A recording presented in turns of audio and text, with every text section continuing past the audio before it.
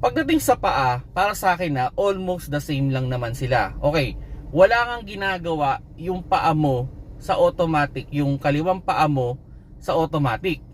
Ang problema mga paps, nakakangalay din. May mga pagkakataon na sasakit din yung kaliwang paa mo sa automatic kasi walang ginagawa.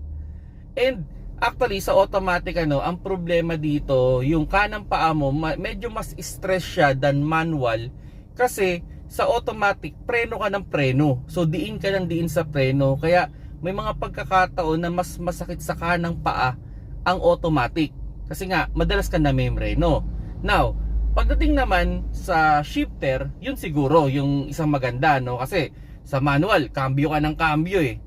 Eh sa automatic, pag nailagay mo na yan sa drive, kahit malayo yung pupuntahan mo, hindi mo na kailangan tanggalin yan dyan.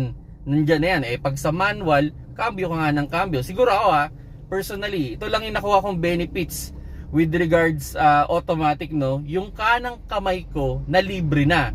So kung gusto kong kumain ng burger, gusto kong mag soft drinks, mag straw, okay, wala akong problema. Pwede kong magawa habang nagdadrive. Yun yung mahirap gawin pag nagdadrive ka ng manual, yung kumain or magbukas ng candy. Ang hirap nun sa manual kasi syempre nga cambio ka ng cambio eh. So yung kamay mo, yung kanang kamay mo nasa cambio, yung kaliwang kamay mo nasa steering. So halos walang pahinga yung dalawang kamay mo.